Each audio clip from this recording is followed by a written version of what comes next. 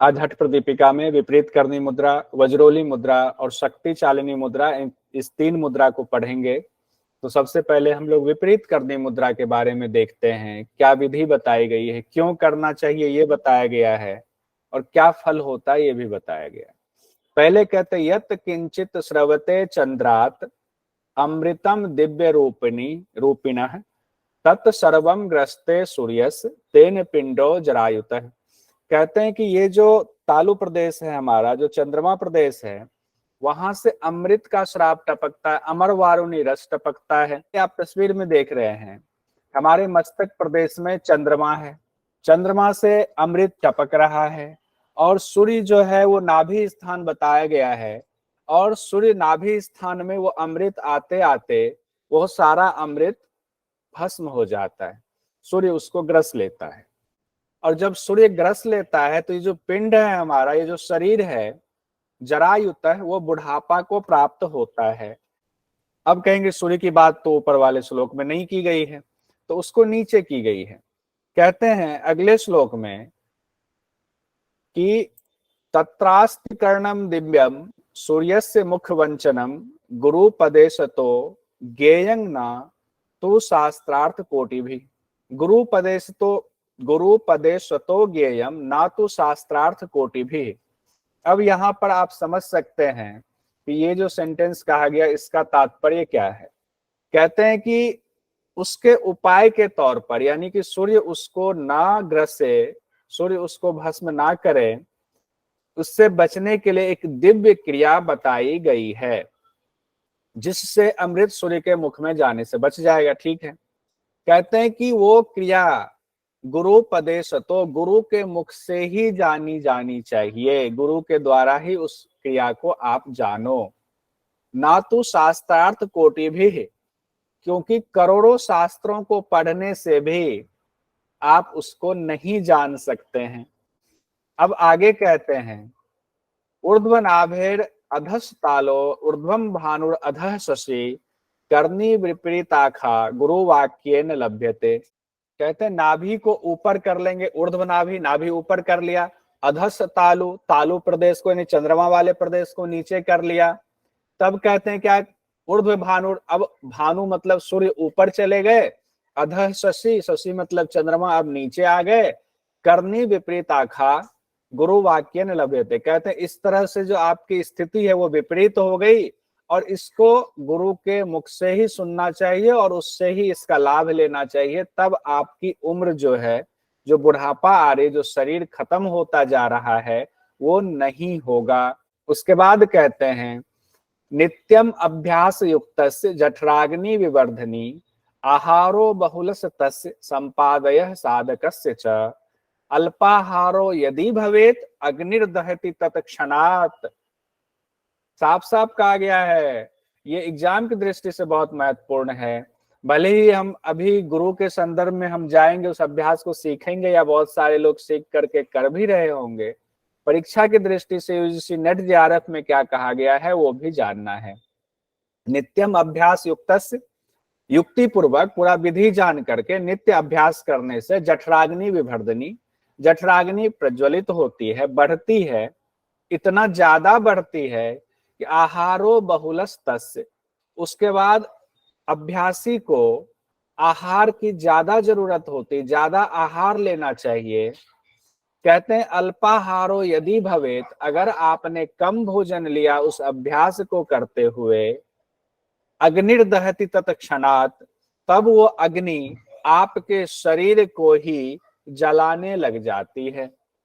तो इसमें अगर एग्जाम में आ जाए कौन सा एक अभ्यास है जिस अभ्यास के दौरान ज्यादा भोजन करने की बात आई है, तो वो है विपरीत करनी मुद्रा।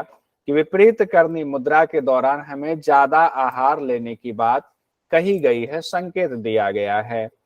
उसके बाद कहते हैं अधः शिराच च ऊर्ध्वम पादः क्षणम स्यात् प्रथमे दिने क्षणाच च किंचित अधिकम अभ्यसेज च दिने दिने। अब विधि में बता रहे हैं, जो अब सिंपल तो विधि बता रहे हैं, आत्मा भले ही छिपाई हुई लेकिन विधि बता रहे हैं। कहते हैं अधः शिराच मतलब सिर को नीचे कर लें, ऊर्ध्वम पाद, पांव को ऊपर कर लें, क्षणम स्यात् प्रथमे दिने, पहले दिन एक क्षण ही अभ्यास करें, क्षणात च किंचित अधिकम, अब रोज रोज जो है अभ्यासे च दिने दिने, रोज रोज इसका अभ्यास करेंगे तो क्षण क्षण भर करके उससे थोड़ा ज्यादा ज्यादा करके अभ्यास को बढ़ाएंगे। अब ये सब पे तो लागू नहीं हो सकता है, ये एक उन्होंने संकेत दिया हुआ है। अब गुरु ये डिसाइड करेंगे, गुरु ये तय करेंगे कौन से छात्र की कितनी क्षमता है और किस छात्र को कितना अभ्यास किस किस दिन बढ़ाना है, क्योंकि सबकी शारीरिक क्षमता अलग होती है। लेकिन जो अभ्यास बताया गया है वो यही है कि सिर नीचे पांव ऊपर, और पहले दिन क्षण भर एग्जाम की दृष्टि से, यानी कि जो शीर्षासन का अभ्यास है, शीर्षासन के अभ्यास को ही यहाँ पर विपरीत करने का अभ्यास बताया गया है। और विपरीत करने का जो हम लोग व्यवहार में अभ्यास करते हैं उसको विपरीत करनी कहा जाता है, लेकिन सूत्र से, इस श्लोक से कहीं ये पता नहीं चल रहा है कि शीर्षासन विपरीत करनी मुद्रा नहीं है। इसलिए कई योग संस्थानों में शीर्षासन को विपरीत करनी मुद्रा कहा जाता है। उसके बाद कहते हैं इसका फायदा क्या होता है विपरीत करनी मुद्रा का हठ प्रदीपिका के मुताबिक, तो स्वात्मा राम जी कहते हैं वलितम पलितम चैव षण्मासोर्ध्वं न दृश्यते याम मात्रम तु यो नित्यम अभ्यसेत सतु कालजित। यानी कि विपरीत करनी के अभ्यास से 6 महीने के बाद ही झुर्रियां और सफेद बाल की समस्या खत्म हो जाती। वलितम पलितम शब्द कहा गया है, वलितम और पलितम, वलितम झुर्रियां, पलितम सफेद बाल की समस्या खत्म हो जाती है। जो रोज एक याम, याम मात्रम तु यो नित्यम अभ्यसित, अगर आप रोज एक याम अभ्यास करते हैं, एक याम होता है 3 घंटे का, तो क्या होता है आप कालजयी हो जाते हैं, आप काल को जीत लेते हैं, यानी मृत्यु को जीत लेते हैं। पहले तो कहा गया, अब 2 एग्जाम की दृष्टि से यहाँ पर बात आ गई कि वलितम पलितम कितने दिन में दूर होगा विपरीत करनी मुद्रा से, तो 6 महीने के अभ्यास से वो दिखने लग जाता है कि झुर्रियां गायब होने लगी और बाल जो है सफेद होने लगे। उसके बाद कहा है कि अगर 3 घंटे रोज अभ्यास करें तब जो है आप कालजयी हो जाते हैं, काल को जीत लेते हैं, तब मृत्यु को जीत लेते हैं। उस ऊपर जो कहा गया कि ज्यादा भोजन करना चाहिए, अब सपोज कीजिए कि विपरीत करनी मुद्रा हमने थोड़ा सा किया, 5 मिनट किया, 10 मिनट किया, या 1 मिनट किया, 30 सेकंड किया, शीर्षासन 30 सेकंड किया, उसी में हम खूब भोजन की कहा हुआ है। अब ये चीज तो नहीं कहा है कि कितनी देर के अभ्यास में भोजन कितना बढ़ाएंगे। जब ये बात नहीं कही गई है तो ये गुरु के लिए उसमें निर्देशित है, गुरु बताएंगे आपको। विपरीत करनी हो गया। अब वज्रोली पर आते हैं, और वज्रोली मुद्रा को लेकर के बहुत सारा जो है मिसकंसेप्शन है, और इसको लेकर के व्याख्याकारों ने भी बहुत बातें की हैं। और कई व्याख्याकारों ने ये कहा है कि वज्रोली मुद्रा जानबूझकर शायद हठयोग को बदनाम करने के लिए डाला गया है, लेकिन पुस्तक में है, हर पुस्तक में दिया हुआ है श्लोक। किसी किसी पुस्तक में 1-2 श्लोक को हटा दिया गया है, वो कौन सा हटाया है वो भी देखेंगे, और उसका अर्थ किस तरह से कहा गया, और साफ साफ उसमें नोट में लिखा भी है कई व्याख्याकारों ने। क्या लिखा है देखते हैं कि क्यों वज्रोली मुद्रा के बारे में जो है बड़ा संशय की स्थिति बनी रहती है। कहते हैं स्वेच्छया वर्तमानो अपि योगोक्तेर नियमेर विना वज्रोली यो विजान आती स योगी सिद्धि भाजनम। कहते हैं स्वेच्छा पूर्वक जीवन जीना, मतलब बिना योग के नियमों का पालन किए हुए भी अगर आप जीवन जीते हैं और आप वज्रोली मुद्रा को जान लेते हैं, तो उस वज्रोली मुद्रा का अभ्यास करते हुए, स्वच्छंद जीवन जीते हुए, बिना योग के नियमों का पालन करते हुए भी आपको योग में सिद्धि मिल जाती है। अब ये बड़ा अजीब सी बात हो रही है कि ऐसी कौन सी विद्या है, हम योग के नियमों का पालन नहीं भी करेंगे तो भी सिद्धि मिल जाएगी। तो उसके बारे में इसीलिए यहीं से पहली ही लाइन से लगता है कि ये सेट नहीं बैठ रहा, कुछ बात अच्छी सी नहीं लग रही है, ये हमें भोग की तरफ एक थोड़ा सा लगता है ले जा रहा है। लेकिन फिर भी इसको कई विद्वानों ने आध्यात्मिक दृष्टि से इसकी व्याख्या की और कई श्लोक को हटा दिया। अगले श्लोक में कहते हैं तत्र वस्तु द्वयम वक्षे दुर्लभम यस्य कस्यचित् क्षीरम चैकम द्वितीयम तो नारी च वशवर्तिनी। अब यहाँ पर इसकी व्याख्या अलग अलग जगहों पर इतनी अलग अलग तरीके से की गई है कि इसको समझ पाना थोड़ा मुश्किल है, लेकिन जो बड़े बड़े योग संस्थान कुछ हैं जो सम्मानित हैं, उनकी व्याख्या के हिसाब से हम इसमें चलेंगे। बड़े बड़े विद्वानों ने इसकी व्याख्या ये की है कि उस साधन के लिए दो चीजों की जरूरत होगी, यानी वज्रोली मुद्रा के लिए दो चीज चाहिए। एक तो कहा गया है क्षीर यानी दूध चाहिए, दूसरा कहा गया स्वाधीन नारी मतलब ऐसी स्त्री चाहिए जो आपकी बात मानते हो, आपके हिसाब से आपको उस अभ्यास में सहायता प्रदान करे, यानी पत्नी हो गई। अब इसी की व्याख्या, दूध की व्याख्या भी अलग तरीके से कई जगह पे की गई है, कई जगह पे स्वाधीन नारी की व्याख्या अलग जगह तरह से की गई है। लेकिन एक कैवल्य धाम वाले पुस्तक में सुंदर जो व्याख्या की गई है उसमें क्षीर यानी दूध को कहा गया सोम मंडल, यानी आपका दूध आपके पास ही है, आपकी चंद्रमा से जो अमर वारुणी रस टपकता है वो इसी को दूध मान लें। और दूसरी जो है स्त्री के बारे में कहा गया है, चित्रा नारी को स्त्री कहा गया है। ये केवल धाम की व्याख्या, लेकिन केवल धाम में भी आगे जो व्याख्या की गई है उसमें स्त्री आया हुआ है, तो ये व्याख्या भी कुछ समझ से परे है। मेरा अपना व्यक्तिगत मत है कि वज्रोली मुद्रा यहाँ पर कुछ इसमें गड़बड़ है, ये उतनी शुद्ध नहीं है जितना कि शायद ऐसा कुछ होगा। फिर भी जब तक गुरु नहीं मिलता और इसका हमें ज्ञान नहीं हो जाता तब तक एग्जाम की दृष्टि से ही इसको रखेंगे। आगे कहते हैं मेहनेन शनै सम्यक ऊर्ध्वा आकुंचनम अभ्यसेत पुरुषो अप्य अथवा नारी वज्रोली सिद्धि आपनुयात। कहते हैं कि विधि बता रहे हैं कि धीरे धीरे सम्यक तरीके से लिंग द्वार के का आकुंचन करने का अभ्यास करेंगे, यानी कि लिंग द्वार का आकुंचन करेंगे, ये अभ्यास शुरू कर दें। इस विधि से पुरुष या नारी दोनों को वज्रोली मुद्रा की सिद्धि मिल जाती है या वज्रोली का फल प्राप्त हो जाता है। तो स्त्री करे चाहे पुरुष करे, दोनों के पास चंद्रमा है, दोनों अपने मेढ्र का आकुंचन करें, ये बात कही गई है। और मेढ्र का आकुंचन करेंगे तो एक तरह से बिंदु पर विजय प्राप्त करने की बात कही गई है। उसके बाद कहते हैं अगले श्लोक में यत्नतः शस्त नालेन फुत्कारम व्रज कंदरे शनैः शनैः प्रकुर्विर्त वायु संचार कारणात्। कहते हैं कि एक नली लेना है जिसमें कि जैसे कि आग को जलाने के लिए हम लोग फूंक मारते हैं गांव में, उस आग को धधकाने के लिए चूल्हे में, उसी तरह से कहते हैं एक नली लेकर के अपने आपका जो लिंग द्वार है, मूत्र मार्ग है, उसमें फुतकार ध्वनि के साथ, फुतकारं वज्र कंदरे, फुतकार ध्वनि के साथ वायु को प्रवेश कराएंगे। और इस तरह शनै शनै अभ्यास करने से अंदर वायु का संचार होता है। अब इसका इस श्लोक का क्या अर्थ है कहना मुश्किल है, लेकिन सारे किताबों में है, तो हमें बस एक बार पढ़ते हुए निकल जाएंगे। उसके बाद कहते हैं नारी भगे पद बिंदुम अभ्यासेन ऊर्ध्वम आहरेत चलितम च निजम बिंदुम ऊर्ध्वम आकृष्य रक्षयेत। कहते हैं कि अब संगम की बात की गई, अब यहाँ पर संगम की बात हो रही है।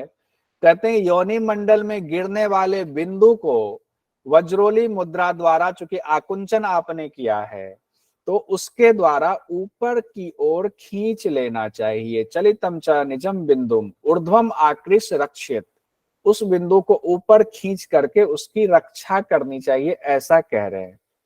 उसके बाद अगले श्लोक में कहते हैं एवं संरक्षयेद बिंदु जयति योगवित मरणम बिंदु पातेन जीवनम बिंदु धारणात्। कहते हैं कि उस बिंदु का क्षय होना ही, पतन होना ही मृत्यु है, और उस बिंदु का धारण करना ही, उसकी रक्षा करना ही जीवन है। इसीलिए योगविद तभी होंगे, या योग के जानकार ये कहते हैं कि आप उस बिंदु का संरक्षण करें, उसकी रक्षा करें। ये तो बात ठीक है, बात समझ में आती है, लेकिन बाकी चीजें थोड़ी संदर्भ से अलग दिखती है। उसके बाद कहते हैं सुगंधो योगिनो देहे जायते बिंदु धारणात यावद बिंदु स्थिरो देहे तावत काल भयम कुतः। कहते हैं कि जब आप बिंदु को धारण करते हैं, उस बिंदु को बचा लेते हैं अपने शरीर में, उसको क्षय नहीं होने देते हैं, तब आपके शरीर से सुगंध आनी शुरू हो जाती है। आपका शरीर बिना इत्र लगाए ही, बिना डीओ मारे ही आपके शरीर से नेचुरली खुशबू उत्पन्न होती है। यावद बिंदु स्थिरो देहे, जब आपके शरीर में जब तक वो बिंदु स्थिर है, तावत काल भयंकुतः, तब तक भला काल का भय कैसा। अब कुछ चीजें इसमें अच्छी भी डाल दी है, अब कुछ चीजें ऐसी डाल दी है जो विचित्र लगती है पढ़ने में भी, लेकिन चूंकि एग्जाम की दृष्टि से हमें इसको देखना ही पड़ेगा, इसलिए हम इसको पढ़ रहे हैं। उसके बाद कहते हैं चित्तायत्तम नृणाम शुक्रम शुक्रायत्तम च जीवितम तस्माच शुक्रम मनसा चैव रक्षणीयम प्रयत्नतः। कहते इंसान के चित्त के अधीन ही शुक्र है और शुक्र के ऊपर ही जीवन निर्भर करता है, इसीलिए हमारा कर्तव्य है कि हम उस शुक्र की प्रयत्न पूर्वक रक्षा करें। ये बात भी ठीक है, समझ में आती है कि चित्त पर ही शुक्र निर्भर करता है, चित्त के अधीन है। हमारा मन ही होता है कि हम जो है अपनी वासनाओं को कंट्रोल करें या वासनाओं को उभरने दें। ये सिर्फ मन का है, चित्त का खेल है। अगर चित्त आपका शुद्ध होता है, वृत्तियां आपकी स्थिर होनी शुरू होती है, तो आप अपने आप अपनी इंद्रियों को कंट्रोल में कर लेते हैं। अब ये वाली जो श्लोक है कैवल्य धाम के पुस्तक में नहीं है, तो इसमें क्या है इसको देखते हैं। कहते हैं ऋतुमत्या रजो अप्य एवं निजम बिंदु च रक्षयेत मेढ्रेनाकर्षण येद ऊर्ध्वम सम्यक अभ्यास योगवित। अब कुछ पुस्तक में ये श्लोक दिया गया है, कुछ में नहीं दिया गया है। हम एक बार बस अर्थ निकाल करके आगे बढ़ते। कहते हैं ऋतुमती नारी के भी रज की रक्षा करनी चाहिए, वज्रोली के विधि से, शिशन द्वारा यानी मेढ्र द्वारा उस रज का भी आकर्षण करना चाहिए, यानी उस रज को भी ऊपर खींच लेना चाहिए। हालांकि कई विद्वानों, नोट भी हमने लिख दिया है कि कई विद्वानों का यह मानना है कि इस तरह की बातें शायद बाद में कुछ गलत तत्वों ने जोड़ दी हो, क्योंकि ये प्रसंग से अलग है।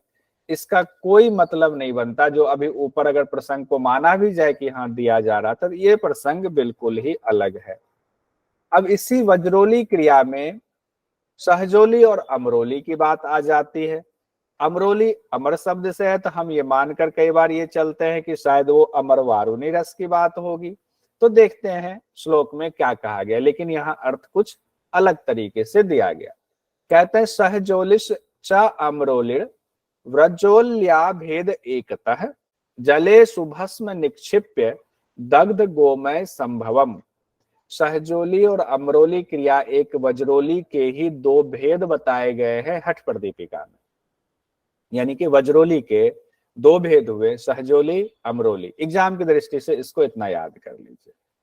सहजोली क्रिया में क्या होता है, कहते हैं जले हुए गोबर का, जले सुभस्म निक्षिप्य दग्ध गोमय। कहते हैं कि जो गाय का गोबर है उसको जला हुआ है, उसको पानी में मिला दें, उसका लेप तैयार कर लें, और लेप तैयार करने के बाद आगे कहते हैं मैथुनाद ऊर्ध्वम स्त्री पुंसो स्वांग लेपनम आसीनयोः सुखे नैव मुक्त व्यापारयोः क्षणात्।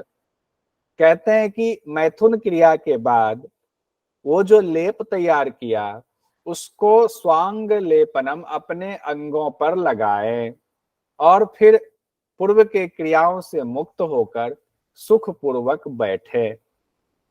उसके बाद आगे कहते हैं सहजोलिर इयं प्रोक्ता श्रद्धेया योगी भी सदा अयंग शुभ करो योगो भोग युक्तो अपि मुक्तिदः। कहते हैं योगियों में सदा श्रद्धेय सहजोली क्रिया कही गई है, शुभकारी यौगिक अभ्यास निश्चित रूप से मुक्ति देने वाला है। अब यहाँ इसका इंपॉर्टेंस भी योगियों से जोड़कर बता रहे हैं। तो एक चीज तो इसमें मानने वाली है कि हाँ बिंदु की रक्षा करनी चाहिए, लेकिन जो विधि बताई गई है, जो तरीका बताया जा रहा है, उसमें संशय उत्पन्न होता है। आगे कहते हैं अयम योगः पुण्यवताम धीराणाम तत्वदर्शिनाम, अयम योगः पुण्यवताम धीराणाम तत्वदर्शिनाम निर्मत्सराणाम वै सिद्धेन ना तो मत्सर शालिनाम। यह अभ्यास पुण्यवान, धीर, तत्वदर्शी, द्वेष रहित साधकों का ही सिद्ध होता है, दोष युक्तों का सिद्ध नहीं होता। यहाँ बड़ी अच्छी बात एक कह दी गई है। ये जो वज्रोली मुद्रा का अभ्यास है, अगर हम गंदे दिमाग के साथ सोच करके इसको पढ़ेंगे भी और इस अभ्यास को करेंगे भी तो कभी सिद्धि नहीं मिल सकती है। इसके लिए गुण बताए गए हैं साधक के। वो पुण्यवान होना चाहिए, वो धीर होना चाहिए, वो तत्वदर्शी होना चाहिए, उसके अंदर द्वेष लेश मात्र भी नहीं होना चाहिए, तब उसकी सिद्धि होगी। अब कहते अथ अमरोली, ये श्लोक भी कई पुस्तकों में नहीं दी गई है और कई पुस्तकों में दी गई है। कहते हैं, अब इसका भी अर्थ थोड़ा सहजोली हम लोगों ने देख लिया। अभी सिर्फ हठ प्रदीपिका के मुताबिक इसको ध्यान में रखना, एग्जाम की दृष्टि से या कहीं पर इंटरव्यू की दृष्टि से। अमरोली क्या है? कहते हैं अमरोली में एक तरह से हम लोगों ने एक विधा जानते हैं हम लोग, जिसको कहते हैं शिवाम्बु क्रिया। शिवाम्बु क्रिया तो बहुत चलता है, खैर उसको तो इलाज के तौर पर भी लेते हैं। शिवाम्बु मतलब मूत्र का सेवन करना। यह नाम हम लोगों के लिए कुछ नया नहीं होगा, बहुत सारे लोगों ने सुना होगा। जो यूरिन की धारा होती है, वो पहली धारा, प्रथम जो अंबु होती है, प्रथम जो उसकी धारा होती है, वो पित्त से मिला हुआ होता है। इसीलिए शुरुआती वाली धारा को हटा देना है और सबसे लास्ट में जो जाता है उसको भी हटा देना है, निस्सार कर देना उसको भी। उसके बाद जो बीच वाली धारा बचती है उसको शीतल मध्य धारा के नाम से संबोधित किया गया है। कहते हैं कि उसका सेवन करना चाहिए। और ये भी कहा गया है कि कौन लोग इसका योग में सेवन करते हैं, नाम भी दिया गया है। कहते हैं कापालिक खंड जो है, कापालिक मत को मानने वाले, वो उसमें इसका, इस अमरोली क्रिया का अभ्यास किया जाता है। एक तरह से शिवाम्बु पान की बात है, यानी मूत्र पान की बात की जा रही है। तो इसको सिंपल एक लाइन में याद रखेंगे एग्जाम की दृष्टि से कि मूत्रपान वाली बात जो है वो अमरोली क्रिया में आ जाती है और भस्म लगाना जो है वो सहजोली क्रिया में आती है। सहजोली अमरोली दोनों ही उस वज्रोली क्रिया के दो भेद बताए गए हैं, सिंपल सी बात। और अगर पूछ दे अमरोली में जो मूत्रपान की बात है कैसा हो, तो इसमें कहा गया शुरू वाला नहीं लेना है, लास्ट वाला नहीं लेना, बीच की शीतल मध्य धारा लेने की बात कही गई है। उसके बाद आगे बढ़ते हैं, हालांकि इसका पूरा जो है अलग ही साइंस है, शिवाम्बु क्रिया का लोग सीखते हैं, करते हैं। अब कहते हैं अमरी यह पीबेन नित्यम नस्यम कुर्वन् दिने दिने वज्रोलीम अभ्यसेत सम्यक सा अमरोलीति कथ्यते। कहते हैं वज्रोली का सिद्ध योगी जब उस सोमरस का रोज पान करता है तब उसी प्रक्रिया को अमरोली कहते हैं। अब यहाँ पर कुछ और ही कहा गया, ऊपर शिवाम्बु की बात थी और उसी को कहते हैं कि नित्य पान करता है, उसी को अमरोली क्रिया कहते। ठीक है, पुस्तक में कहा गया है, उसकी व्याख्या हो सकता है कुछ अलग होगी, लेकिन यहाँ जो व्याख्या हम लोगों ने लगाया है वो इसी हिसाब से चलते। आगे बढ़ते हैं। उसके बाद श्लोक में कहा गया है अभ्यासान निःसृताम चांद्री विभूत्या सह मिश्रयेत धारियेत उत्तमाम अंगेशु दिव्य दृष्टि प्रजायते। कहते चंद्रमंडल से निकले हुए श्राव को योनि मंडल के श्राव से मिलाना चाहिए और फिर उस मिश्रण को मस्तक पर धारण करना चाहिए, इससे दिव्य दृष्टि मिलती है। बस इतना ही याद रख लेंगे इसको। अब ये क्रिया कैसे होगी, कैसे किया जाएगा, ये सब इसमें कुछ नहीं बताया गया है, सब गुरु के लिए छोड़ा गया। हो सकता है इसका अर्थ भी जो हम लोग लगा रहे हैं वो अर्थ भी अलग हो, अर्थ भी गलत हो, क्योंकि ये समझ से कुछ चीजें बिल्कुल परे है। लेकिन इतना तो समझ में आ रहा है एग्जाम की दृष्टि से कि चंद्र मंडल से जो श्राव निकल रहा है उसको योनि मंडल के श्राव से मिला करके हम मस्तक पर जब धारण करते हैं तो दिव्य दृष्टि मिलती है। तो दिव्य दृष्टि वाली बात को यहाँ पर हम एग्जाम की दृष्टि से रख लेंगे। उसके बाद अगले श्लोक में कहते हैं पुंसो बिंदु समाकुच्य सम्यग अभ्यास पाठवात यदि नारी रजो रक्षित ब्रजोल्या सा अपि योगिनी। अब इसमें योगिनी की चर्चा आ रही है कि क्या स्त्री के लिए कितना महत्वपूर्ण है। कहते हैं यदि कोई साधिका रति क्रिया के दौरान वज्रोली विधि से रज और पुरुष के शुक्र को अपनी योनि में खींच ले तो वो साधिका भी योगिनी हो जाती है, उनका योग भी सिद्ध हो जाता है। आगे कहते हैं तस्या किंचित रजो नाशम ना गच्छति ना संशयः तस्या शरीरे नादश्च बिंदुताम एव गच्छति। तब उस स्त्री साधिका के रज का तनिक भी नाश नहीं होता है, इसमें कोई संशय नहीं। जैसे वीर्य की बात की गई है पुरुषों के लिए कि उसको बचाना है, उसकी रक्षा करनी है, वैसे ही हमारी माताओं बहनों के लिए कहा गया, उस साधिका के लिए कहा गया है, उनके रज का भी नाश नहीं होता है वज्रोली क्रिया से। तस्या शरीरे नादश्च, तब उसके शरीर का नाद भी बिंदुताम एव गच्छति, बिंदु में मिलकर एक हो जाता है, यानी नाद बिंदु में बदल जाता है। तो अब एग्जाम की दृष्टि से है कि स्त्री साधिका अगर वज्रोली क्रिया करती है तो नाद किस में मिल जाता है या नाद किस में बदल जाता है। तो नाद बिंदु में बदल जाता है, ध्यान रखिएगा। नादश्च बिंदुताम एव गच्छति, नाद बिंदु में बदल जाता है। उसके बाद कहते हैं, कहीं नोट कर लेंगे एग्जाम की दृष्टि से, जो पॉइंट्स आ रहे हैं उसको नोट कर लेंगे। स बिंदु तद रजस चैव एकी भूय स्वदेह गो व्रजोल्य अभ्यास योगेन सर्व सिद्धिम प्रयक्षतः। कहते अपने ही शरीर में रहने वाला वह बिंदु और रज वज्रोली क्रिया के द्वारा एक होकर सभी प्रकार के लाभों को देता है। अब यहाँ व्याख्या में दो चीजें, ऊपर की व्याख्या में थोड़ा सा ये भी बात कहीं कहीं आ रही है कि रज और वीर्य, रज स्त्री में हुआ, वीर्य हुआ पुरुष में। अब कई जगह व्याख्याकारों ने कहा कि नहीं, रज और वीर्य जो है वो इंसान, हर इंसान में होता है, यानी पुरुष में भी रज वीर्य होता है, स्त्री में भी रज और वीर्य होता है। तो इसके लिए अलग से स्त्री की जरूरत और स्त्री के लिए पुरुष की जरूरत नहीं है। इसीलिए इस व्याख्या में मतभेद उभर कर सामने आता है।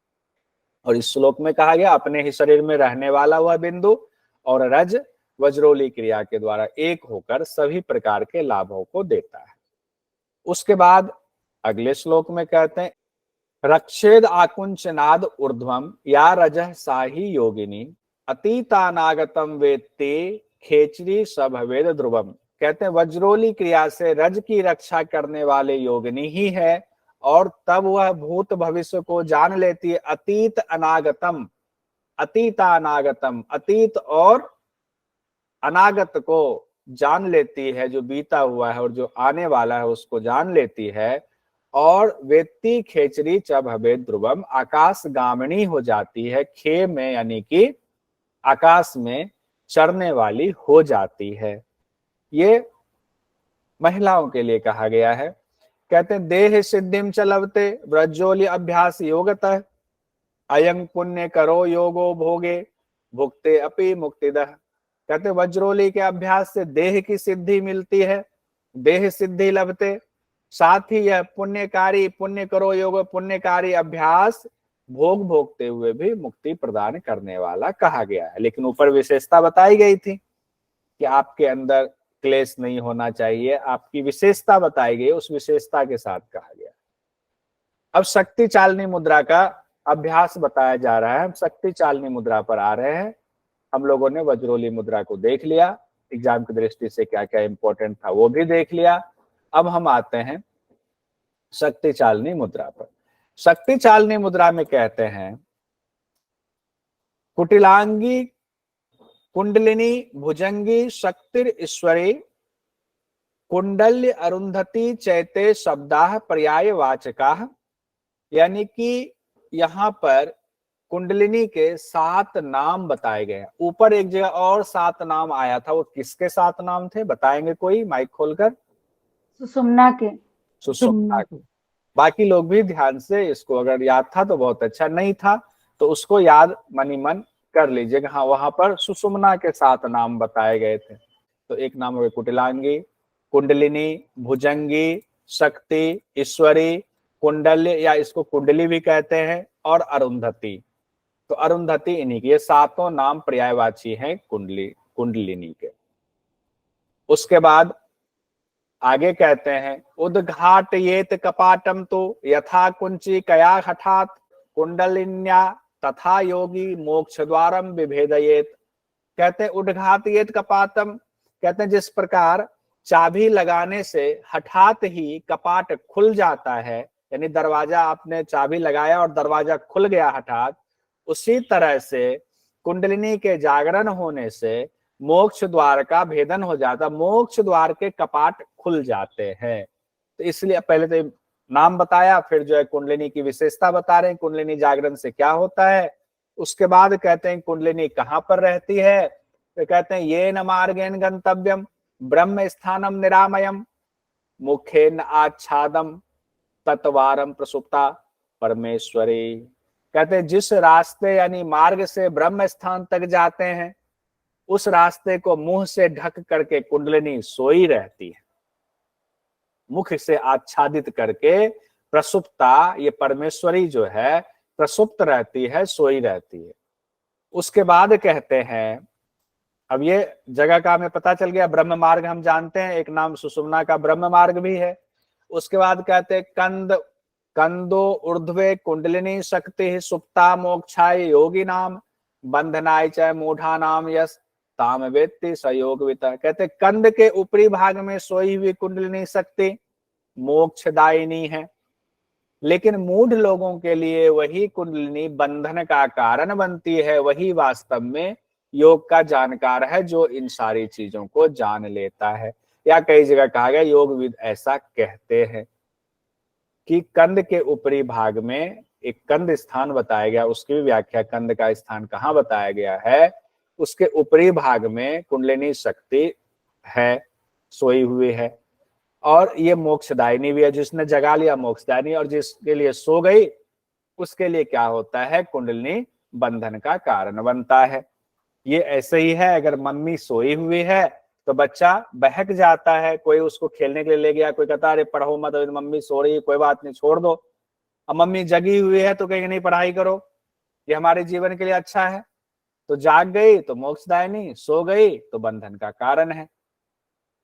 उसके बाद आगे कहते हैं, यहाँ देखिए कंद का थोड़ा सा, यहाँ इसमें भी कंफ्यूजन वाली स्थिति आएगी अभी, क्योंकि कंद की बात की गई है कि कंद के पास है, और कंद का स्थान अलग थोड़ा सा बताया गया है।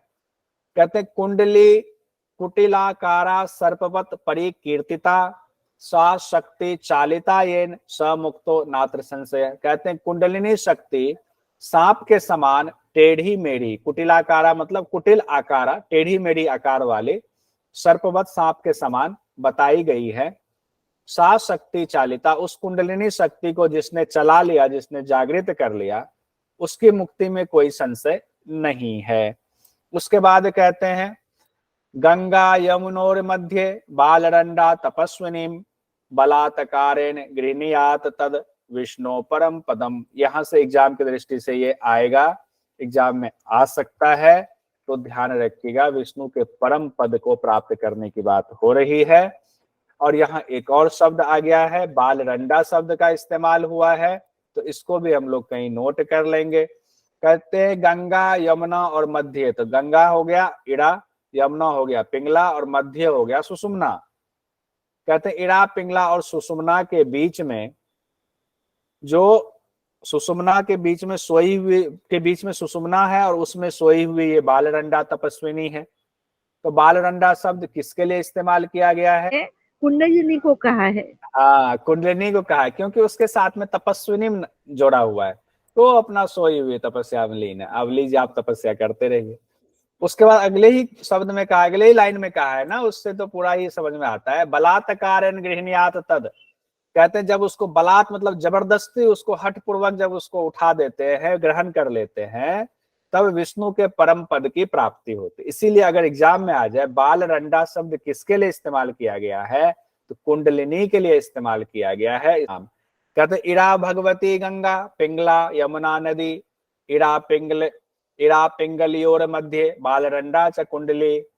अब देखिए साफ हो गया ना, इरा को भगवती गंगा कहेंगे, पिंगला को यमुना नदी कहा जाता है, और दोनों के बीच में स्थित बालरंडा कुंडलिनी है। ठीक है, सुषुम्ना अंतर्निहित है, कुंडलिनी पर जोर दिया गया है। ठीक है, बालरंडा च कुंडलिनी, तो बालरंडा कुंडलिनी को ही कहा गया है, ध्यान रखें। उसके बाद अगले श्लोक में कहते हैं पुच्छे प्रगृह्य भुजंगी सुप्ताम उद्बोधयेच च ताम निद्राम विहाय सा शक्तिर ऊर्ध्वम उत्तिष्ठते हठात। कहते हैं वो जो सोई हुई है कुंडलिनी शक्ति, पूंछ पकड़ करके उसको जगाना चाहिए, उसको उद्बोधित करना चाहिए सोई हुई उस सर्पिनी को। फिर वह निद्रा छोड़ करके, निद्रा विहाय सा शक्ति छोड़ करके हठात ही वह ऊपर की तरफ उठने लगती है, ऊपर की ओर जाने लगती है। तो पूंछ पकड़ करके मतलब है कि इसमें जो व्याख्या में बाकी जगहों पर कहा गया है कि आपको मूलाधार चक्र पर, वहां पर पूंछ मान लीजिए, तो मूलाधार चक्र के पास से आपको जो शुरुआत करनी पड़ेगी, पहला चक्र है वहां से, कई जगह व्याख्या में ऐसा लिखा हुआ है। उसके बाद कहते हैं अवस्थिता चैव फनावती सा प्रातश्च सायं प्रहरार्ध मात्रम प्रपूर्य सूर्यात परिधान युक्तया प्रगृह्य नित्यम परिचालनिया। अब यहाँ जो शब्द आया है ना, इसकी व्याख्या बड़ा मुश्किल है, किसी विद्वान ने इसकी व्याख्या नहीं की है। तो देख लेते हैं ऊपर से। कहते हैं कि मूलाधार में स्थित उस शक्ति को प्रातः और सायं यानी सुबह और शाम, एग्जाम की दृष्टि से आया कि सुबह शाम कितनी देर तक, तो कहते हैं कि आधा जो है प्रहर, प्रहरार्ध यानी कि आधा प्रहर की बात हो रही है, आधा प्रहर उसका अभ्यास करेंगे। कब कब? सुबह और शाम अभ्यास करेंगे। कितनी देर अभ्यास करेंगे? आधा प्रहर इस अभ्यास करेंगे। और किस प्रकार अभ्यास करेंगे? तो उसमें एक चीज आ गया है, प्रपूर्य सूर्यात परिधान युक्तया। अब परिधान युक्त ये शब्द आ गया है कि परिधान युक्त होकर के करेंगे। अब परिधान युक्तया, ये परिधान से के उपाय से उसको परिचालित करेंगे, इसकी व्याख्या कहीं नहीं की गई। जहां भी कहीं की गई है तो विद्वान कहते हैं ना, ये मानने योग्य नहीं है। परिधान युक्तया शब्द जो है ये कुछ ऐसा गूढ़ है जो गुरु ही बताएंगे और कोई नहीं बता सकता। तो परिधान युक्ति की व्याख्या कहीं भी ठीक से नहीं की गई है। बड़े बड़े विद्वानों ने इसके बारे में कुछ नहीं बताया है, जिसका तात्पर्य है कि विधि को गुरु मुख से ही जानना चाहिए। ये नोट कर लेंगे, इसलिए परेशान नहीं होंगे। इसके अपनी तरफ से कोई व्याख्या परिधान युक्तिया का मत कीजिएगा। उसके बाद कहते हैं ऊर्ध्वम वितस्ति मात्रम तु विस्तार चतुर अंगुलम मृदुलम धवलम प्रोक्तम वेष्टितांबर लक्षणम। अब उस कंद की चर्चा कर रहे हैं। जो कंद की ऊपर बात आई थी, वो कंद कहां पर है, कैसा है, वो कहते हैं कि वो वितस्ती मात्र ऊपर है और 4 अंगुल विस्तार वाला है। तो वितस्ती मात्र ऊपर, तो मूल स्थान से वितस्ती मात्र ऊपर होगा, 1 बित्ता यानी 9 इंच ऊपर की बात कर रहे हैं, और 4 अंगुल उसका विस्तार है। और मृदुलम धवलम, कोमल सफेद, मृदुल मतलब कोमल, धवल मतलब एकदम सफेद। और कहा गया कि वो दिखता ऐसा है कि जैसे मृदुल एकदम वस्त्र में वो लिपटा हुआ, सफेद कोमल वस्त्र में वो लिपटे हुए हैं, ऐसा कंद का लक्षण ऐसा कहा गया है। अब कहा गया कि कंद के पास जो है कुंडलिनी है। अगर आप 9 इंच ऊपर यानी 1 बित्ता ऊपर मूलाधार से माने कंद, तो क्या कुंडलिनी 9 इंच ऊपर है या मूलाधार में है, या उसका फैलाव कुछ पोर्शन वहां है, कुछ मूलाधार तक है? तो या फिर ऐसा तो नहीं है कि सुषुम्ना नाड़ी का जो है संबंध मूलाधार, जो सुषुम्ना नाड़ी उसका संबंध उस 9 इंच ऊपर वाले स्थान से शुरू हो रहा है? ये चीजें यहाँ पर क्लियर नहीं की गई हैं। ऐसा इसलिए मैं आपके मन में एक जिज्ञासा पैदा कर रहा हूं कि जब हम लोग बंध का अभ्यास देख रहे थे, उद्यान बंध देखा, मूल बंध देखा, जालंधर बंध देखा, उस दौरान आया था प्राण अपान को मिलाते हैं और उसकी गर्मी से कुंडलिनी उठती है। तो प्राण अपान तो नाभि के पास मिल रहा है, फिर उसको ऊपर खींचने की बात कर रहे हैं, तो उससे वो कुंडलिनी जो है वो विचलित होकर के जाग रही है, तो कंध का स्थान कहाँ पर होना चाहिए।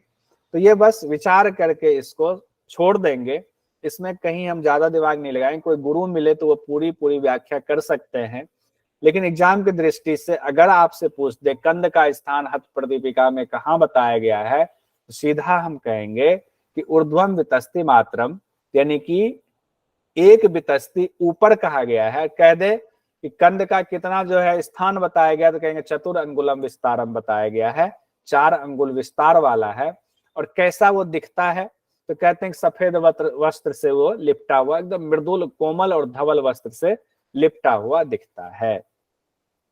उसके बाद कहते हैं सती वज्रासने पादो कराभ्याम धारियेत दृढ़म गुल्फ देश समीपे च कंदम तत्र प्रपीडयेत।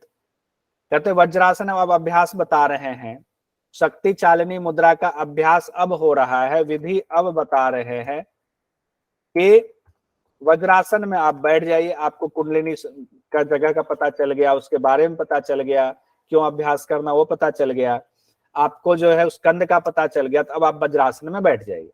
ठीक है, वज्रासन में हम बैठ गए और दोनों हाथों से पांव के टखने को दृढ़ता से पकड़ लेंगे। ऐसा पकड़ेंगे कि पांव का जो दोनों एड़ी है एकदम मिला हुआ रहे, दोनों एड़ी इतने से दृढ़ता से पकड़ लेना है। फिर उस स्थिति में जैसे ही आएंगे, उस पोजीशन में हम आए, तो दोनों एड़ी जो है दोनों गुदा के एकदम पास है, उससे जो है ना वो कंध स्थान की जो बात की गई है उसको जोर से एड़ी से दबाना है उस कंध स्थान को। अब एक तो कहा गया है कि 9 इंच ऊपर, एक वितस्ती ऊपर है, और दूसरी बात दबाने के लिए कह रहे हैं कि एड़ी से दबाना है, तब एड़ी से तो मूलाधार के पास दबता है। तो ये थोड़ा सा ऐसा है कि कंफ्यूजन होती है, लेकिन जैसा लिखा है एग्जाम की दृष्टि से हम वैसा ही आगे बढ़ेंगे।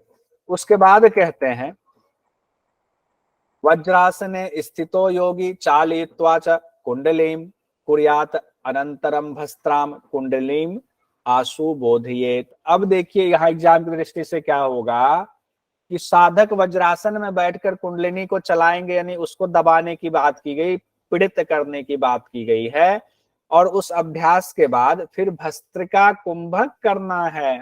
तो आपके एग्जाम में ये आ जाता है कि शक्ति चालिनी अभ्यास के बाद कौन सा प्राणायाम किया जाता है या कौन सा प्राणायाम उसके साथ सम्मिलित है। तो लिख लीजिए, यहां लिख देते हैं तो ध्यान रहेगा कि शक्ति चालिनी मुद्रा के साथ कौन सा प्राणायाम या कुंभक किया जाता है। तो आंसर में क्या लिखेंगे, भस्त्रिका कुंभक, यानी कि भस्त्रिका कुंभक इसमें सन्निहित है। यानी कि भस्त्रिका, जैसे हम लोगों ने भस्त्रिका में क्या पढ़ा हुआ था, एक कौन सा प्राणायाम करेंगे तो उसको पूरा माना जाएगा, सूर्य भेदी। सूर्य भेदी। उसी तरीके से यहाँ पर शक्ति चालन मुद्रा में भस्त्रिका कुंभक के बिना वो अधूरा है, उसकी पूरी विधि कंप्लीट नहीं हो रही है। उसके बाद कहते हैं अगले श्लोक में भानोर आकुंचनम कुर्यात कुंडली चालियेत ततः मृत्यु वक्त्र गतश्यापे तस्य मृत्यु भयंकुतः। कहते हैं फिर योगी जो है नाभि देह में स्थित वो भानोर मतलब वो सूर्य नारी की बात की गई है, सूर्य की बात की गई है, उसका आकुंचन कर जब कुंडलिनी को चलाता है तो उसके इससे मृत्यु के मुख में गए साधक को भी मृत्यु का भय नहीं होता है। कि अभी हम लोग डरते हैं, अभी पातंजल योग दर्शन में भी कहा गया कि विद्वान हो चाहे मूढ़ हो, उसको अभिनिवेश का डर होता है, मृत्यु का डर होता है, लेकिन जिसने इस अभ्यास को कर लिया कहते हैं उसको फिर मृत्यु का भय नहीं होता। उसको पता है मृत्यु आना, तो भय किस बात का, आए तो आए, शरीर की मृत्यु हो रही है, आत्मा की मृत्यु तो होती नहीं है। उसके बाद कहते हैं मुहूर्त द्वय पर्यंतम निर्भयम चालनाद असो ऊर्ध्वम आकृष्यते किंचित सुषुम्नायाम समुद्गता। कहते योगी को रोज 2 मुहूर्त तक निर्भय होकर इस अभ्यास को करना चाहिए। इस अभ्यास को 2 मुहूर्त तक करने से सुषुम्ना मार्ग में प्रविष्ट हुई वह कुंडलिनी शक्ति जो अभी प्रविष्ट ही हुई है, अभी पूरी ऊपर गई नहीं है, वो ऊपर की ओर खिंच जाती है, वो पूरी कुंडलिनी शक्ति ऊपर की ओर खिंच जाती है। क्यों क्यों जरूरत है उसको ऊपर की ओर खींचने की? कि वो अभी मुख पे है, प्रवेश थोड़ा सा किया है, पूरा नहीं गया है, कुंडलिनी जागरण हुआ, उसको पूरा ही अंदर ले जाने की क्या जरूरत है? तो उसके बारे में कहते हैं कि क्यों उसको, उस कुंडलिनी को पूरा ऊपर जाना चाहिए। कहते तेन कुंडलिनी तस्या सुषुम्नायाम मुखम ध्रुवम जहाति तस्मात् प्राणो अयम सुषुम्नाम ब्रजति स्वतः। कहते हैं ऐसा करने से कुंडलिनी जो है वो मुख छोड़ देती है पूरी तरीके से, और इसमें कोई संदेह नहीं है। तो फिर क्या होता है? जहाति तस्माद प्राणो अयम, फिर प्राण अपने आप सुषुम्ना में प्रवेश कर जाती। हमारा मकसद है कि उस कुंडलिनी को जगा करके अंदर कर देंगे तो हमारा रास्ता खाली हो जाएगा, वो कपाट खुल जाएगा। हमें मोक्ष चाहिए तो उसमें अब प्राण को हमें प्रवेश कराना है। तो इसीलिए कुंडलिनी का जागरण जरूरी है, कुंडलिनी को अंदर जाना जरूरी है। कुंडलिनी जाएगी, रास्ता खुलेगा और फिर प्राण जो है उसमें स्वतः ही जाने वाली है। तस्मात् संचालयेन नित्यम सुख सुप्ताम अरुंधतीम तस्या संचालनेनैव योगी रोगे प्रमुच्यते। कहते हैं इसीलिए सुख पूर्वक सोई हुई अरुंधति को रोज चलाना चाहिए, यानी कि उस अभ्यास को रोज करना चाहिए, एक दिन करने से नहीं होगा। उसके संचालन मात्र से ही अगर आपने उस अभ्यास के क्रम में भी आप हो तो योगी सभी रोगों से मुक्त हो जाता है। अभ्यास अभी पूरा नहीं हुआ तो भी उसके क्रम में ही आपके रोग जो है मुक्त हो जाएंगे। ये न संचालिता शक्ति सयोगी सिद्धि भाजनम किम अत्र बहुनोक्तेन कालम जयति ले लिया। कहते हैं कि जिस योगी ने कुंडलिनी शक्ति को चालित करके, संचालित करके सिद्धि प्राप्त कर लिया है, इस विषय में और बहुत ज्यादा क्या कहूं। स्वात्मा राम जी कहते हैं कालम जयति ले लिया, वो काल को भी लील जाता है, यानी कि काल पर भी विजय प्राप्त करके उस काल को लील जाता है।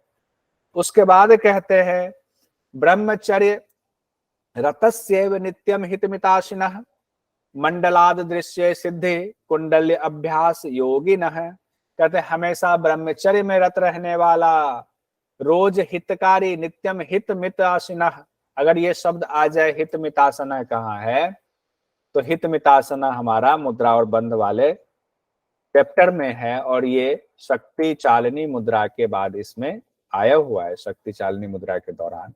कहते जो हमेशा ब्रह्मचर्य में रत रहते हैं, जो रोज हितकारी और कम भोजन करने वाले हैं, कुंडलिनी जागरण के अभ्यासी साधक को एक मंडल, ऐसे जो साधक है उनको एक मंडल में ही सिद्धि दिखने लगती है। एक मंडल कितने दिन का होता है तो बताएंगे? 40 दिन। 40 दिन का सर। 40 दिन का एक मंडल 40 दिन का होता है। तो एग्जाम में अगर आ जाए कि नित्यम हित मितासिना और ब्रह्मचर्य इनका पालन करते हुए कितने दिन में सिद्धि मिल जाती है, तो या तो एक मंडल दे देगा या 40 दिन दे देगा, तो हम 40 दिन या एक मंडल जो भी होगा टिक लगाएंगे। पलट करके इसी को दे दे 40 दिन में कुंडलिनी जागरण की जो है सिद्धि के लक्षण वगैरह दिखने लगते हैं, सिद्धि मिल जाती है, तो उसके लिए क्या क्या चीजें जरूरी है? तो ब्रह्मचर्य, हित और मितासना, यानी कि हितकारी और मिताहार का, सीधा सीधा मिताहार की बात की, हो सकता है मितासिना की जगह मिताहार ही दे दे। कम भोजन करना और हितकारी भोजन करना और ब्रह्मचर्य का पालन करना। उसके बाद कहते हैं, थोड़ा सा आगे बढ़ रहा है क्योंकि मैं सोच रहा हूं आज इसको कंप्लीट कर ही लें, इसीलिए मैं रुक नहीं रहा हूं, ज्यादा अब नहीं बचा है, थोड़ा सा ही बचा है। कुंडली चालयित्वा तो भस्त्राम कुर्याद विशेषतः एवं अभ्यासतो नित्यम यमिनो यम भी कुतः। कहते हैं कुंडलिनी चालन करके भस्त्रिका प्राणायाम विशेष रूप से करना ही चाहिए। देखिए एक बार और आ गया हुआ है, तो इसको फिर से याद कर लीजिए कि कुंडलिनी चालन की जो बात की गई, शक्ति चालन की बात की गई है, उसके बाद भस्त्रिका प्राणायाम विशेष रूप से करना ही चाहिए, उसके बिना अधूरा है। नित्य इस तरह अभ्यास करने वाले साधक को यमराज का भी भय नहीं होता। यम भी कुतः, यमराज का भी कैसा भय हो। उसके बाद कहते हैं द्वया सप्तति सहस्त्राणाम नारिणाम मल शोधने कुतः प्रक्षालनोपाय कुंडल्य अभ्यसनाद ऋते। यानी कि द्वासप्तति सहस्त्रानाम नारीनाम, मतलब 72,000 नारियों के मल शोधन की बात की गई है। उसके लिए कुंडलिनी के अभ्यास के अतिरिक्त कोई भी जो है साधन इतना ठोस नहीं है, किसी और साधन की जरूरत ही क्या है। नारियों के मल शोधन जो है इसी से अभ्यास से हो जाता है। तो जो अगर योगी इस अभ्यास को कर लेता है तो उसको कोई और उपाय करने की जरूरत नहीं है 72,000 नारियों को शुद्ध करने के लिए, उनके मल को हटाने के लिए। इयम तु मध्यमा नारी दृढ़ाभ्यासेन योगिनाम आसन प्राणम संयम मुद्रा भी सरला भवेत। कहते हैं योगियों की यह मध्यमा नारी यानी सुषुम्ना नारी आसन प्राणायाम मुद्रा के सिद्ध होने से सरल हो जाती है। यानी कि हमने आसन सिद्ध कर लिया, कुंभक सिद्ध कर लिया, मुद्रा सिद्ध कर लिया, तो सुषुम्ना नारी जो है वो सरल हो जाती है। अब उस पर जो कुंडलिनी जागरण कराने में हमें आसानी होगी, ये कह रहे हैं। उसके बाद कहते हैं अभ्यासे तो विनिद्राणाम मनोधृत्वा समाधिनः रुद्राणी वा परा मुद्रा भद्राम सिद्धि प्रयच्छति। कहते हैं जो साधक निद्रा आदि को छोड़ करके मन को एकाग्र कर समाधि में लगा लेता है, वो साधक सांभवी मुद्रा या अन्य कल्याणकारी मुद्राओं में सिद्धि प्राप्त कर लेता है। अब एग्जाम की दृष्टि से यहाँ पर आ गया एक रुद्रानी मुद्रा की बात की गई है। एग्जाम में पूछ दिया जाए कि रुद्रानी मुद्रा किसको कहा गया है, तो रुद्रानी मुद्रा सांभवी मुद्रा को कहा गया है। ध्यान रखिए, हठ प्रदीपिका में सांभवी मुद्रा का दूसरा नाम क्या बताया गया है, तो उत्तर है रुद्रानी मुद्रा। उसके बाद आगे कहते हैं राजयोगम विना पृथ्वी राजयोगम विना निशा राजयोगम विना मुद्रा विचित्रा अपि न शोभते। कहते हैं कि जैसे राजा के बिना पृथ्वी, चंद्रमा के बिना रात का महत्व नहीं है, और राज चिन्ह के बिना किसी मुद्रा का महत्व नहीं है, अस्तित्वहीन है, वैसे ही समाधि के बिना समस्त योग क्रियाएं बेकार है, निष्फल है, अस्तित्वहीन है, निरर्थक है। शोभित मतलब शोभा नहीं देता है। अगर हम सिर्फ आसन कर रहे हैं, प्राणायाम कर रहे हैं, समाधि की तरफ बढ़े ही नहीं, समाधि मिली ही नहीं, तो वो तो निरर्थक है हमारे लिए, ऐसा हठ प्रदीपिका में कहा गया। अब यहाँ राजयोगम बिना कहेंगे, पर्टिकुलर शब्द नहीं आ रहा है, तो व्याख्याकारों ने कहा है कि राजयोगम राजयोगम राजयोगम शब्द का बार बार इस्तेमाल हो रहा है। एक जगह राजयोगम का राजा के लिए इस्तेमाल किया गया है, एक जगह राजयोगम चंद्रमा के लिए इस्तेमाल किया गया है, फिर एक जगह राजयोगम राज चिन्ह के लिए इस्तेमाल किया गया है। और विचित्रा आपी जो है ये जितने अभ्यास हैं उसके लिए इस्तेमाल किया गया है, आसन प्राणायाम मुद्रा वगैरह, क्योंकि चौथा तो फिर नादानुसंधान ही है। तो जो अभ्यास उस साधन तक, उस समाधि तक पहुंचने के लिए जो अभ्यास बताए गए, उसको विचित्रापि नाम से संबोधित किया गया है, तो वो शोभता नहीं है। उसके बाद आगे कहते हैं मारुतस्य विधिम सर्वम मनोयुक्तम समभ्यसेत इतरत्र न कर्तव्या मनोवृत्तिर मनीषिणा। कहते हैं वायु से संबंधित सभी विद्या का अभ्यास मन को एकाग्रचित होकर ही करना चाहिए। मारुतस्य मतलब प्राण से संबंधित सभी विद्या, क्योंकि प्राण कुंडलिनी जागरण होगी तो प्राण फिर ऊपर जाएगा, तो एक अभ्यास से दूसरा अभ्यास कनेक्टेड है। आप सिर्फ कुंडलिनी का करेंगे और प्राणायाम का अभ्यास करके प्राण को उसमें नहीं ऊपर खींचेंगे, ले जाएंगे, तो उस अभ्यास का कोई मतलब नहीं, इसलिए एक अभ्यास दूसरे से लिंक है। कहते उस अभ्यास के दौरान मन को एकदम एकाग्रचित रखना चाहिए। जो अभ्यास कर रहे हैं चित्त उसी पे लगा हुआ है। साधक को अन्य विषयों से मन को हटा लेना चाहिए, इंद्रियों का संयम करना चाहिए। उसके बाद कहते हैं इति मुद्रा 10 प्रोक्ता आदिनाथेन शंभुना एकैका ताशु यामिनम महासिद्धि प्रदायिनी। कहते हैं कि आदिनाथ कहा गया है शंभुना मतलब भगवान शिव को, उन्होंने जो ये 10 मुद्रा के बारे में बताई हैं, उन्हीं के द्वारा बताई गई हैं। कई मुद्राएं बताई गई हैं, उनमें से 10 मुद्रा यहाँ बताई जा रही है। कहते हैं उनमें से हर मुद्रा जो है सिद्धियों को देने वाली है। उसके बाद कहते हैं उपदेशम ही मुद्रानाम यो दत्ते संप्रदायिकम, उपदेशम ही मुद्रानाम यो दत्ते संप्रदायिकम स एव श्री गुरु स्वामी साक्षात ईश्वर एव सह। जो परंपरा सम्मत मुद्राओं का विधि पूर्वक उपदेश देते हैं, यानी कि जो परंपराओं से गुरु शिष्य परंपरा रही है, और जिनकी जो विधि से देते हैं वो गुरु उसी परंपरा को मानते हुए पूरा विधि पूर्वक आपको उपदेश दिया, सारे गूढ़ रहस्यों को बताया, उसको ही हम यथार्थ गुरु मानेंगे। और वे ही श्री गुरु हैं, वे ही स्वामी हैं, वे ही साक्षात ईश्वर हैं। इसीलिए अपने गुरु के प्रति स्वामी और साक्षात ईश्वर का भाव रखना चाहिए। उसके बाद कहते हैं तस्य वाक्य परो भूत्वा मुद्राभ्यासे समाहितः अणिमा आदि गुणैः सार्धं लभते काल वंचनम। कहते हैं उन गुरु के हर शब्द हर वाक्य को आदेश मानकर उसी पर मुद्रा का अभ्यास करना चाहिए, उसी पर चलते हुए, तब अणिमा आदि जो अष्ट सिद्धियां हैं वो भी मिल जाएंगी। साथ ही काल वंचनम मतलब मृत्यु का चक्र भी छूट जाएगा, यानी कि मोक्ष भी मिल जाएगा। यहां हमारा हठ प्रदीपिका का मुद्रा वाला चैप्टर कंप्लीट हुआ। ये तृतीय उपदेश यहाँ हमारा कंप्लीट हुआ।